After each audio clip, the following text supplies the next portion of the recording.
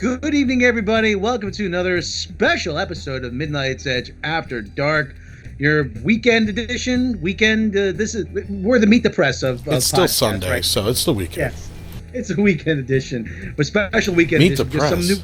Awesome. Yeah, this Sunday morning. This week, Picard. Is it doomed? We'll find out. Yes, we'll like the McLaughlin report. Next issue. So, with us today is, as always, Tom Connors. I am here. My hand is up, sir. Yeah, we have a couple of other guests, which is...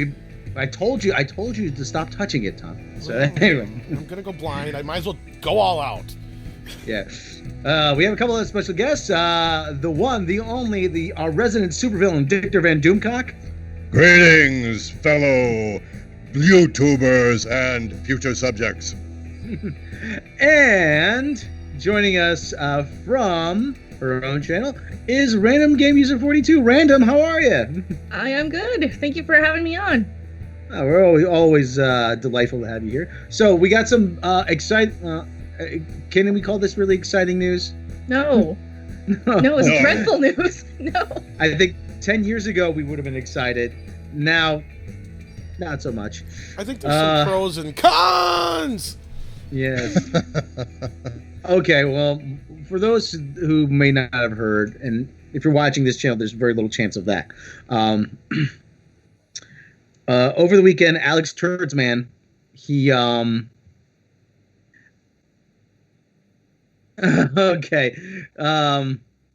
Alex Kurtzman, he revealed that Captain Jean-Luc Picard is returning with Patrick Stewart in the role for a new series for CBS All Access.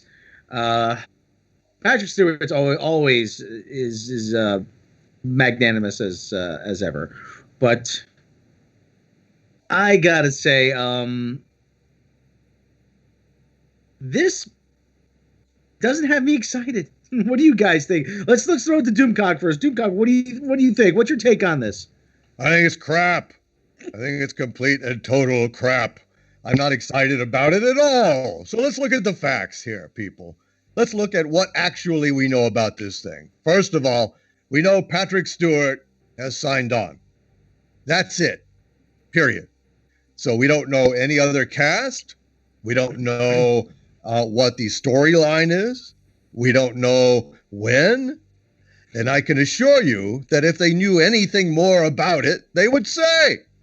So there's not a goddamn thing that they have other than Patrick Stewart. So this is just a notion of a deal that might be cut at some point in desperation because what? Because they're desperate to change the conversation about Star Trek Discovery. What is the earliest this fucking thing could be on without a premise, without a script, without a cast? What do you think? I think late 2019, 2020 probably. If it happens at all.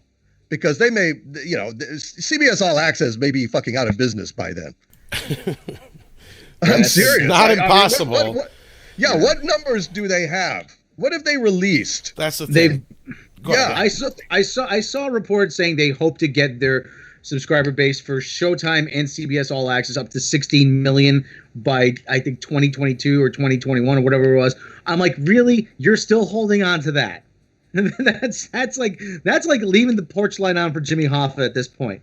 Yeah. Do you think they're gonna last that long? I mean, considering like all the streaming services and all the mergers and things, I don't see CBS All Access lasting for maybe more than a year or two. Yeah. Well, they need this Picard thing, and they need whatever they can get, because here's the thing. We have no numbers. They won't release any numbers.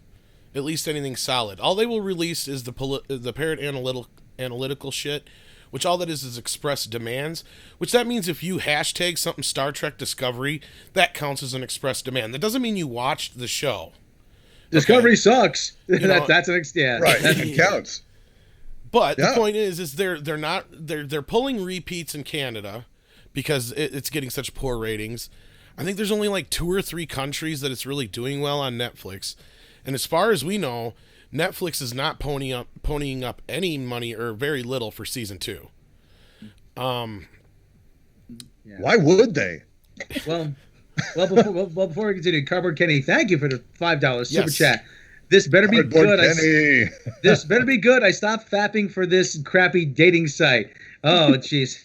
Little tip there, Cardboard Kenny. The Match.com girls are looser than the eHarmony girls. So that's bad. Well, yeah, bad the ones song. that are like, singles for Jesus are not really putting out. They're not putting out. So don't go there. Change your name to Rabbi Cardboard Kenny and try J-Date. But anyway, that's another story. So as we were saying, The actually, JJ's, the Jesus. Oh, Kenneth LaRock, a $5 Canadian super chat. Thank you very much. What scares me is what was said will have changed meaning Picard. Different sounds like Star Wars. Yeah, okay. Yeah, That did worry me a little bit too, yeah. Yeah, we expect to see a different Picard. As in how? Oh, it'll be consistent with canon and totally, totally different.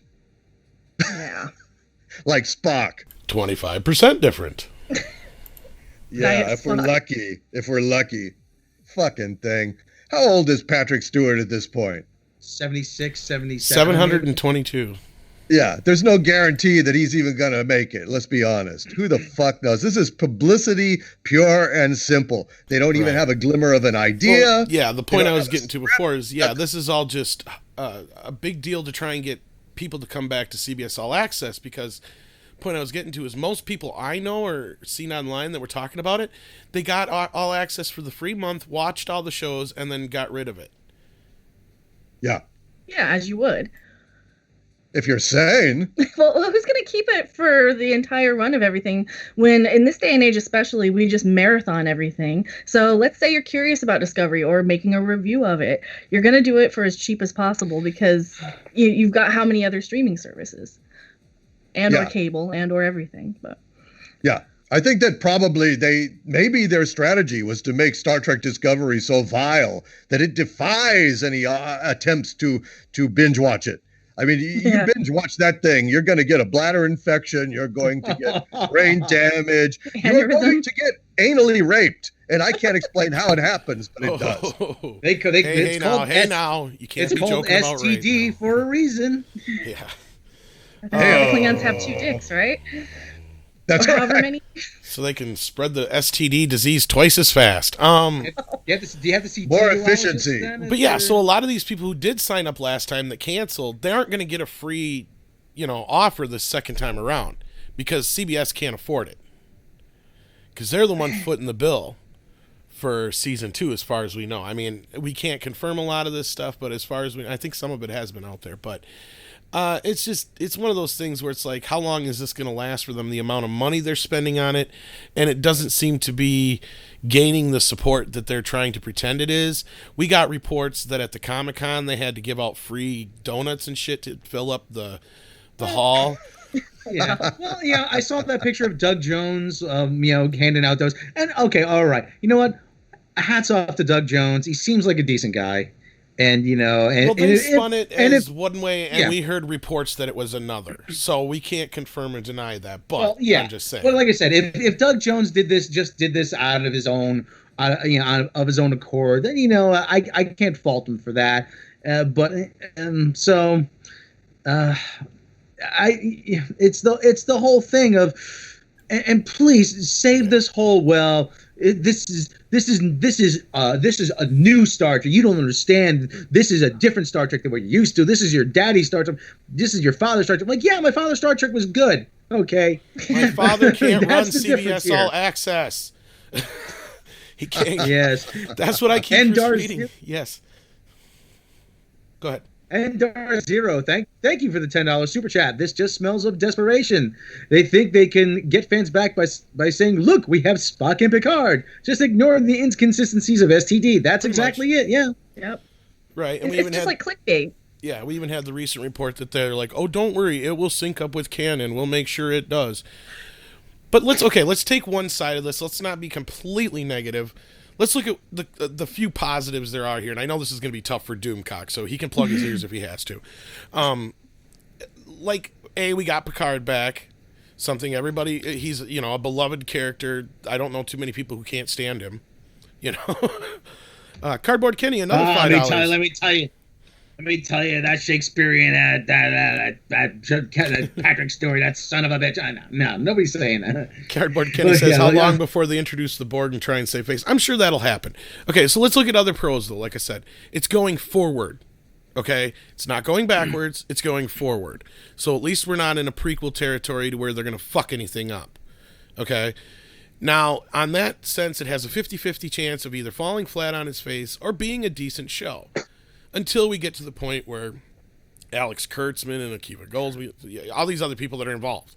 That's the issue that I think a lot of people have. On top of it's obviously just pandering to the fans and trying to win back the fans, just like the Star Wars Apology Tour. This is their Clone Wars. Yeah. Even though we were hearing about this before Clone Wars, we seen this coming a mile away.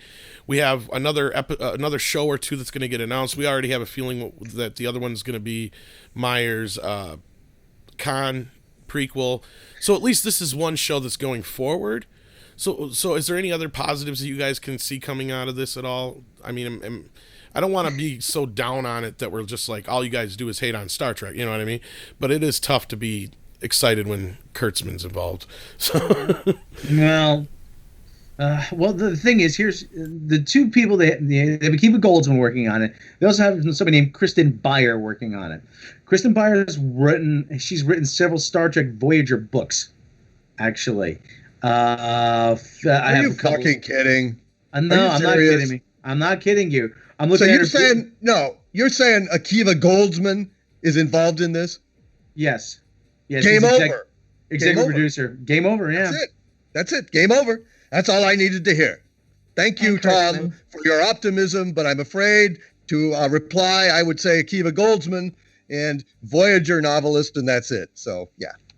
Yeah, the other guy they got working on is a guy named Michael Chabon, who's actually they tout him as a Pulitzer Prize winning writer. I'm like, fine, but doesn't mean but doesn't mean he can write Star Trek. He's written a couple of Star Trek novels. I mean, I haven't read any of them. I would say the Star Trek novels seem to be like glorified fan fiction. No, actually, he wrote The Adventures of Cavalier and Clay, which was basically a fictionalized kind of a novelization of the, Schuster and Superman creators. Yeah, Simon and Schuster. Siegel and Schuster. Yeah. Basically two Jewish kids that invent this superhero in, the Depression era New York. And it's basically like taking that story and he novelized it and that's what he won for. So, I mean, he's done some stuff. He also did some stuff over at Dark Horse Comics. He did a comic called The Escapist based on, the hero that was in his novel. So, I mean, he's kind of, wrung some, drachmas out of that property. He's not above, kind of pandering for bucks. So I don't know. Yeah. I should also add that Kristen Beyer, her only other TV writing credits are she was a staff writer on STD. Oh, God. Okay. All right. Like I said, there isn't very much to look forward to in this, and I admitted that. And I'll be the first to say the moment I turn on this show, and if it's just Picard dropped into the Discovery universe, I'm going to throw shit at the TV. I'm going to sue them and have them buy me a new TV because it's all their fault. It was a crime of passion. Can I just take? I can't say that I won't. So, yeah. Can I just take a moment to run down some of Akiva Goldsman's credits here? Please. Okay. All right. Well, starting at the top is producer. Something called Angeline, which has been announced. The Dark Tower TV series, which is never going to happen. The $1 Billion Spy. Okay. Dr. Sleep. That's okay. Something called Titans. STD, The Dark Tower, Underground TV series. I have no idea. What any is. King Arthur, Legend of the Sword. Oh yeah, that was so good. Winter's Tale, Lone Survivor. We worked on Fringe, Paranormal Activity 4, Paranormal Activity 3, Paranormal Activity 2. There's a sense of pattern here. Here's one. Jonah Hex. Really? You really want to put that on your credits? Really? The losers. Winter's Tale wasn't supposed to be very good, was it? I don't know. Well, you do know Akiva Goldsman worked on it, so the answer is no. Yeah. No. Look, I'm going down the bottom of the list. Mr. and Mrs. Smith. Okay, that was all right. Starsky and Hutch, Deep Blue Sea, Lost in Space. As a writer, The Da Vinci Code, which means he probably just polished up the script. Oh, Batman and Robin. Oh, yeah, there you go. Batman and Robin. Batman Forever. Okay, there you go. For God's sake, the hits just keep on coming. For God's sake, isn't there anybody? Are we not even bothering to try to find new talent in Hollywood anymore? No, I mean Kiva Goldsman is like a fucking mentor to fucking Jar Jar Abrams. So I mean he's far up Bad Robot's ass, and that's why they're shitting him out on every project that they get their little claws into.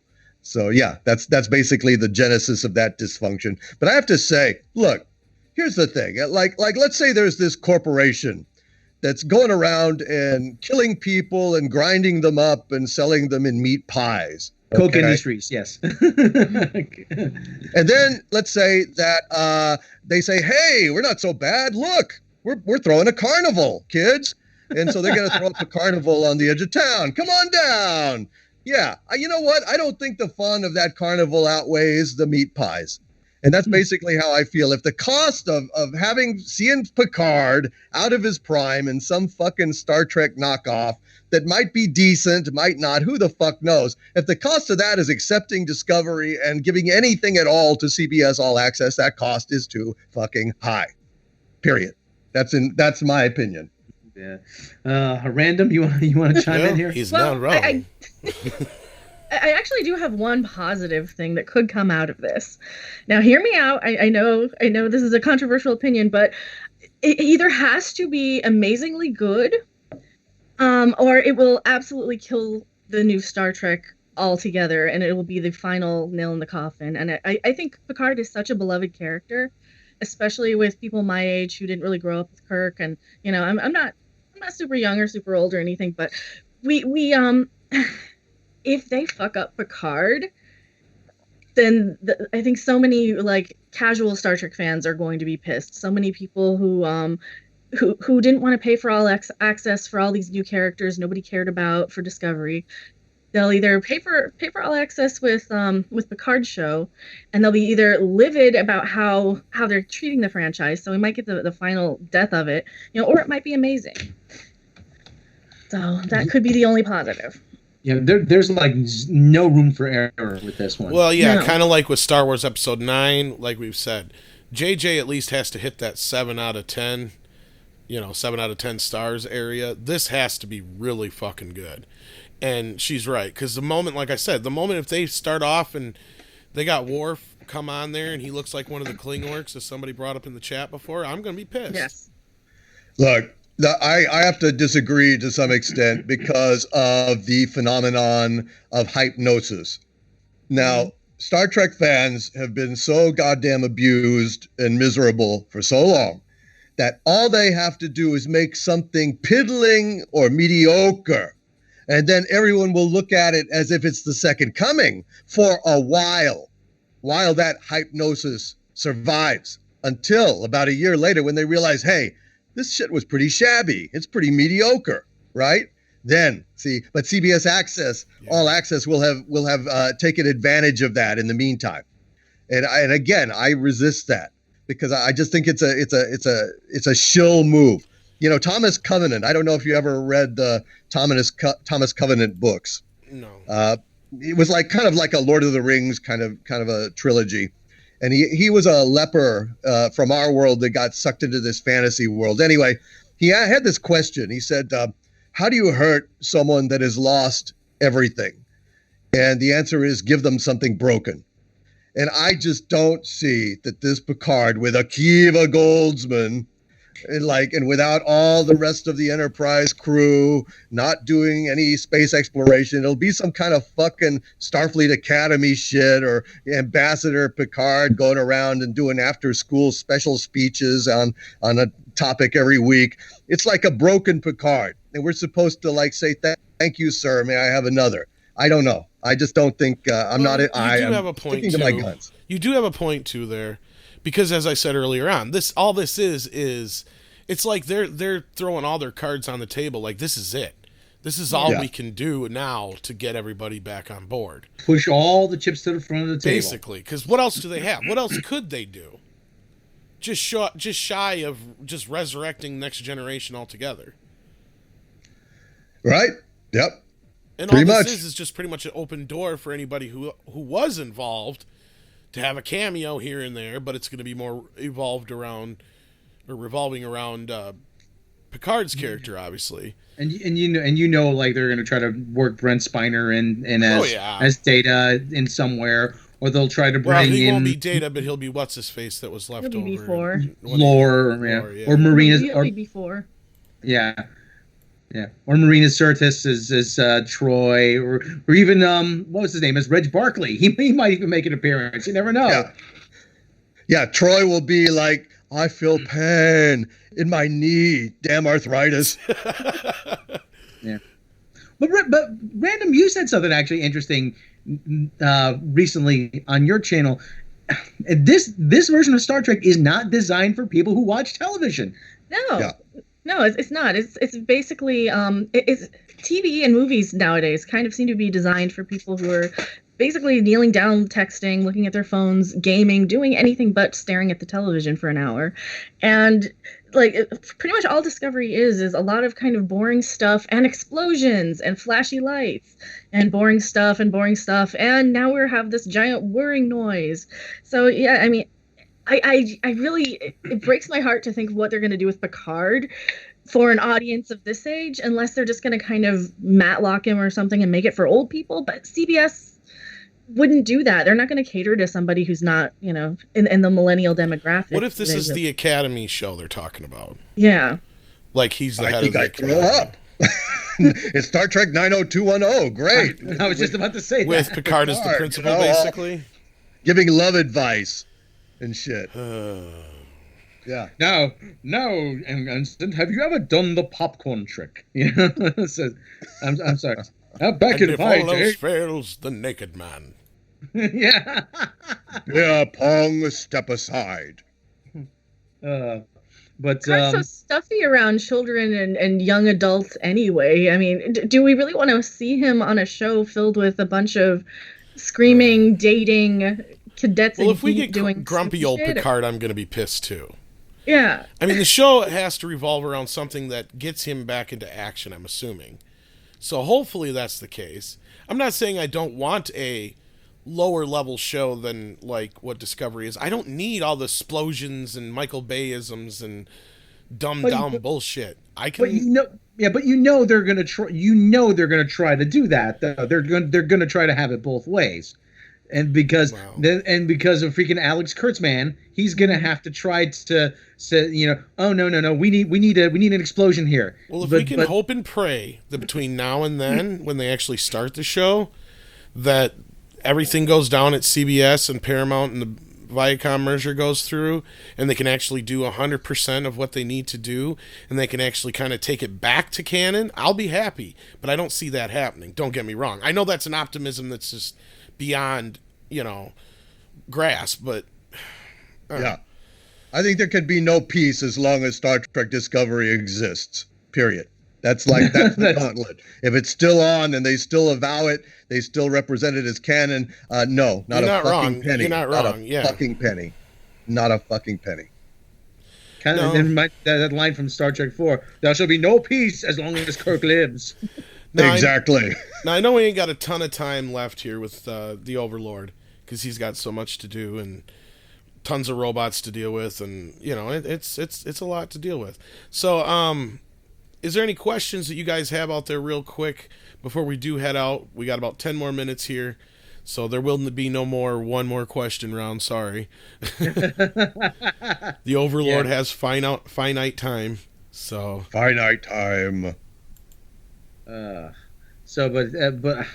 and like you said, but I keep coming back to what Random said. I mean, like so much television now is designed around, there's something people are staring on their phone, and then there's an audio cue or a flash, and then it causes them to that's when I have to look up and pay attention now.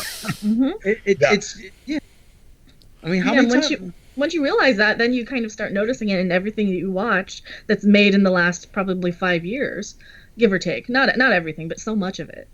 Yeah, And movies that was too. an excellent observation of yours, Random. That was like, you're a great contribution to the dialogue here. I think that explains a lot, actually. Okay, well, we got a couple things here. Robert Suarez says Stewart is an executive producer, so he may have some say on the direction of the show. That is true. Well, but how much will he have, and how much does he really care to know about, what goes on the... Because look at what happened with some of the generation movies.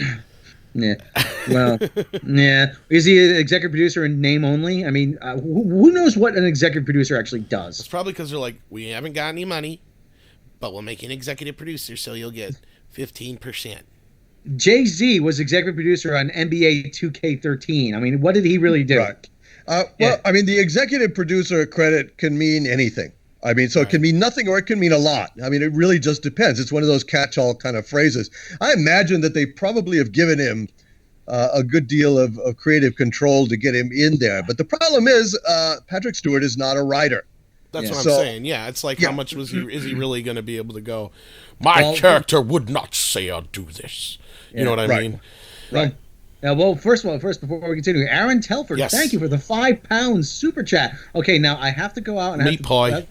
Meat pie. No, I have to go get Fuller. I have to go get a 6-pack of Fuller's London Pride with that. Now, we have a rule that wherever the money comes from the super chats, that's what I have to spend it on. All right. He's got a question or a comment there. I've been a Trek fan since the 1990s. I enjoy Star Trek, even the JJ films. I enjoy them. I kind of read that wrong. Sorry. But that said, I can't stand Discovery. That series is simply vile. Yes. See, Rob and I didn't mind the original 09 Star Trek. Neither one of us really liked Into Darkness. I didn't mind the third one that much, but I understand why Trek fans don't like it. And I also have an issue to where I can go, look, it created its own timeline. It doesn't interrupt what happened before. So you can kind of just pretend it either doesn't exist or pretend it's its own little pocket universe. Yeah. STD, on the other hand, you're right. They are sitting there trying to pretend this shit's canon. That's where we all come to this like roadblock, and I think there's just I think almost 80. I'd say at least 75 to 80% of the fans see this. There's a lot that are in denial, maybe, but I don't know. I can't believe there's that many fans on board with this show that aren't just Johnny-come-latelys. Yeah, we found things in the 09 Star Trek to like Carl Urban as Dr. McCoy, that kind of stuff, that kind of thing. I like Brian Greenwood as Captain Pike. That I thought he was magnificent in that role. Yep. Brian Greenwood's a great actor, completely underutilized actor for a lot of things. But and I think you said this Doomcock, it just seems like with Star Trek Discovery, they're just trying to overwrite the original series. Yeah, they're trying to completely obliterate it and replace it. It's like they are the equivalent of a Genesis device, that they are hitting Star Trek and completely reordering the Matrix in favor of their configuration, basically. They don't want, because you know why? They don't want to bother with watching the fucking show. Not one of them is a goddamn Star Trek fan. They don't know shit about Star Trek, and it would take too much time away from their whatever the fuck they do in Hollywood. They're drinking or they're, whatever the fuck they're into. Doing coke off of a hooker's ass, yeah. Yeah. I mean, so they don't want to fuck with it. So they're such egomaniacs that they just want to, I just want to, whatever crap I put out there, it's Star Trek, okay? Yeah. Leave me alone. Shut up, and CBS is saying, shut up and like what we tell you to like. Yeah. Yeah. Clearly Star Trek because they have the logo slapped on it. What was that, Random? Oh, it's clearly Star Trek because they have the logo slapped across everything. How can it not be when you've got the Delta on everything, despite the fact that it shouldn't be on everything? Yeah. Nerderotic says Prime Canon is problematic. It wouldn't be problematic if they said it after Nemesis. Yep. Well, it would stink. It would still stink. I mean, it's just a shitty show. I mean, it's not just shitty Star Trek. It's shitty in every single conceivable human metric. Edward Wood says they want to make Star Trek into Star Wars. Like, yeah, to a certain degree, they wanted that. That's what the idea was, bringing in J.J. Abrams to bring Star Wars style action to Star Trek. And I understand why, but like I said, and like if you treat it as its own little pocket universe, okay, you can appreciate it. But Star Trek's never been Star Wars. It's never pretended to be Star Wars, even when it was more action oriented, like First Contact and The Wrath of Khan. It was still its own thing. Yeah. I think that's what people don't realize, that there are overlapping fans who like Star Wars and Star Trek, but they're two completely different styles of science fiction. Right. The reason that the cross pollination fans, whatever you want to call it, the reason they like them is because there's a difference. Mm-hmm. One is cheesy in its own lovable way, and the other one is all technical and cheesy in its own lovable way. It's just. You just got to be able to differentiate the two, and you can't mix the two and expect everybody to be on board. Because Star Trek is Star Trek. Star Wars is Star Wars. People know this. They're not going to sit there. You're only going to be able to fool a small portion of the fan base for a while. Yeah.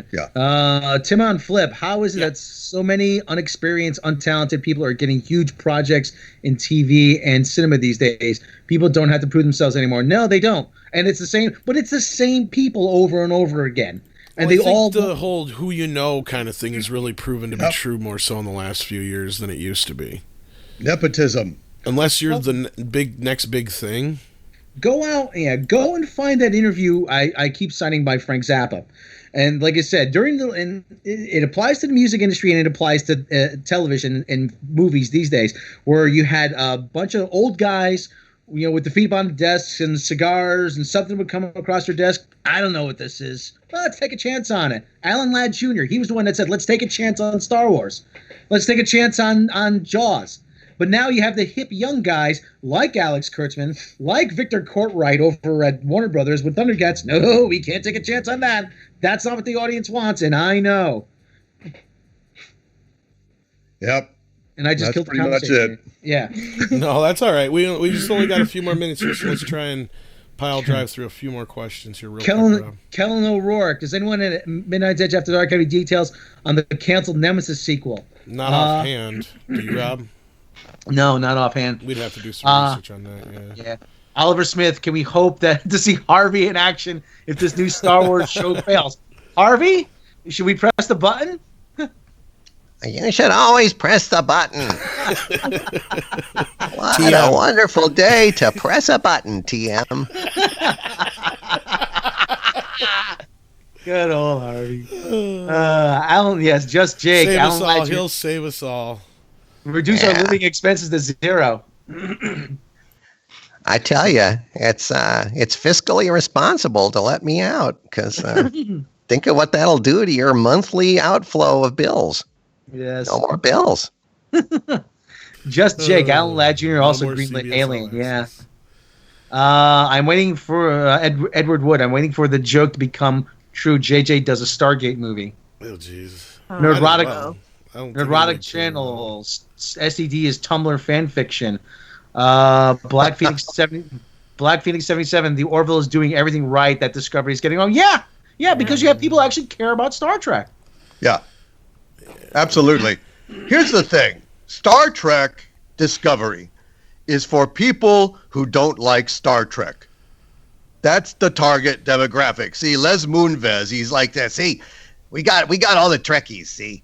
But what we really need is the vast, vast, vast number of people in the world that vastly outnumber Trekkies who don't like Star Trek.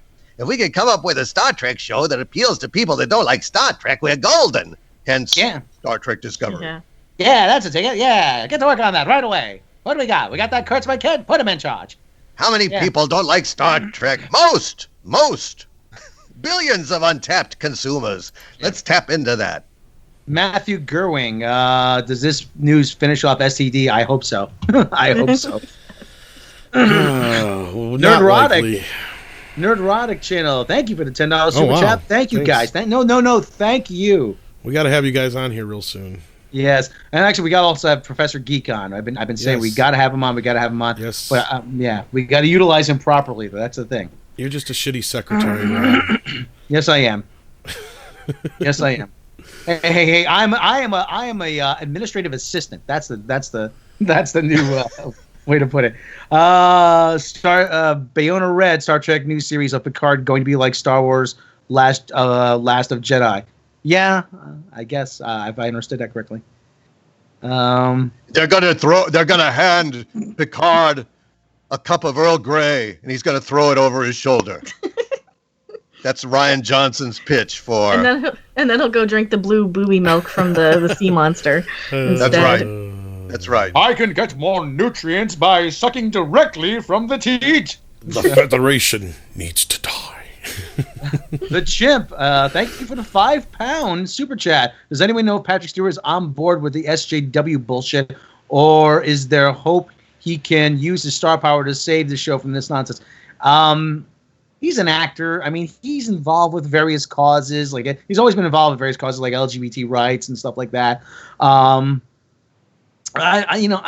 don't know what his political leanings are in regards to this show, but he's a professional. He knows he knows exactly which buttons to push. We hope. Yeah. Yes. Michael Keller, Picard push is my button. Milk space. Why, Harvey? I shall press the button. Why don't I? I would much rather watch that show. What is this, Harvey? And why won't they set him free? I think it's an abomination, Mr. Wolf. Yes. Dark Slayer 289. How dead will the Star Trek franchise be when STD season 2 is out? Oh boy,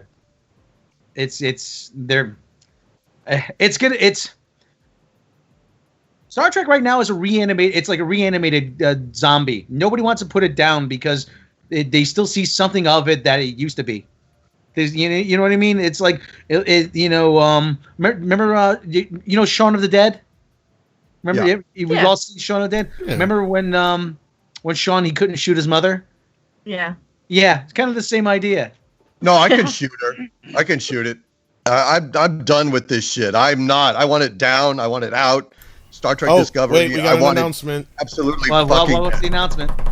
Doomcock just hit 8,000 subscribers. Woohoo! I did. That's right. Are here again. That's right. Thank you, my friend. Sorry, finish your thought. My bad. Don't disintegrate me. What thought? Well, you were talking. I'm just like I have no fondness whatsoever for this. This is not Star Trek. I mean, it's just not. So I don't give a fuck what they call it. I don't give a fuck what the Flying Delta they use, or they use the word phaser or something. It has nothing to do with Star Trek, and I just want it dead. Right. And I was watching Balance of Terror last night after I got home from a late night of drinking and trying to get lovely females' phone numbers, and it didn't go too well. And so John my sorrows on a little Balance of Terror. And it's brilliant. You can never achieve that again. And Lord knows they came close with the Next Generation, but there's nothing of that in STD at all. No, not an ounce of inspiration, of not one brilliant performance that I could cite. Period. Really, not even. I open my eyes. The light is, even the light is different here. I walk over to the fridge. I get a glass of milk, but then I notice. No, Siniqua, that's a stage direction. You're supposed to do that. You're not supposed to read it. But I notice it's a triple glass, and it runs down my chin. What? I'm not a plank of wood. I'm not a plank. The camera tracks in on me as I gaze out the window woodenly. Yes. Yeah, exterior scene, like no, that's the stage direction. You're not supposed to say that. Okay. But we're just about out of time. That's what it was like. She was reading the stage directions. Nice one, random Gamuser42. I might have reviewed that episode and been pretty pissed at it. Oh yeah, I remember. It might have been the one I quit on too. They scripted and didn't actually record. Oh yeah. For the next version of the Treklog animation, we may have to give Random her own character. There you go. So do you want to be Andoran, or do you want to be an Orion, a green Orion slave girl? Green Orion is good. I was thinking Cation, but a green Orion would be good. Yeah. Okay. Well, because we're diverse. We're diverse at the Trek Log. For fuck's sake. Yeah, well, for Matthew Gerwing, for fuck's sake, when best character is Tilly. Tilly, yes, bless her big boob. Bless her big boobed heart. We're just about out of time here, though, because I know it's yes. rolling on Doomcock's. Yeah. Schedule. Well, J2.0 has one to leave you on, though. Doomcock, when did you decide STD was going to be the big mess that it is now? Right after the first scene, the very first scene, when they're walking around having this chat on this planet, there's a storm comes up, and they can't get the ship in time, and the captain's not concerned, and she leads them on this path. And then it turns out that, she's led them on this path, making this Starfleet insignia in the ground without Mikey Spock wondering why we're doing these, weird 270-degree turns, pivoting periodically and then arcing and everything. And, it was just so fucking stupid. It was like a goddamn, Batman villain, like Egghead, where everything's got to be exactly. Oh, the Eggmobile. So now we're walking a path of a Starfleet insignia. And why the fuck would that be if they cannot scan your life form through this storm and the sky is covered with clouds? Then how the fuck are they supposed to see an insignia through the clouds when they can't even sense anything? It's the stupidest. And I just said, oh my God, this is not boding well. And it never recovered from that low. So no. I knew from fucking scene one. That's what I knew. Sidious and Hill, Picard better hook up with Tilly. I say, Cadet Tilly, do you know what a Bromsky is? She'd only be, 40, 50, or what, only 100 years older than him? Oh, he's really married to someone who's 35 years younger than he is. So. Well, of course. No, I mean the distance in the shows, because it doesn't Next Generation take place 70 or 100 years? Put her in the cryo chamber. I can't even remember anymore. Climb every mountain. I do own quite a bit of the Star Trek stuff, though, so I don't want to be casual. But yes, we need to call it a quits because the Overlord must leave us. Yes. And I think we pretty much said all that can be said for now until we get some more details on the show. So do check out Overlord DVD on YouTube and Random Gamuser42 on YouTube as well, and all their affiliated sites. And don't forget to hit rewind, try it again. Don't forget to hit the subscribe button and check the bell icon on everybody's YouTube, because YouTube is having its own little purge right now. Other than that, what the hell? It's amazing. I want to thank Doomcock and Random Game User for joining us on this special weekend edition of Midnight's Edge After Dark. Thank you. Pleasure to join you guys. Good to see you again, and I will be doing that new Trek log soon. Yes, we are working on that. I'm actually working on the animation up until the point when we started this broadcast. So, Rob. Yes, if you like what we do here at Midnight's Edge After Dark and on the main channel, then click the subscribe button, click the bell icon. That way you're notified of all the latest content. Check us out on Patreon. All kinds of bonus goodies on Patreon. You can support the channel for as little as $1 a month.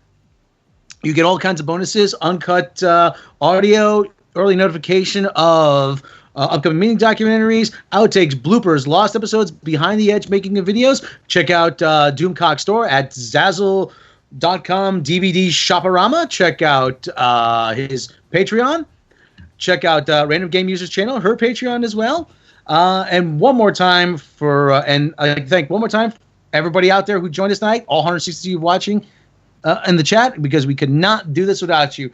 Thank you everybody for the super chats. Yes. Thank you for spending time with us. I am your narrator stream, Rob Robot Shlomo. I am Michael Jackson. I mean Tom Connors. I was in my own fantasy world there. Sorry. I am Fred McMurray. I'm Jerry Mathers as a beaver. Oh! And we're going to head over down to the Nick at Night Lounge. That's right. Everybody, take care of yourselves. Take care of each other. Have a good week ahead of you, and we will catch you next time. Sayonara. Is that a wrap? Is that it? No, it's a rat. Uh-oh.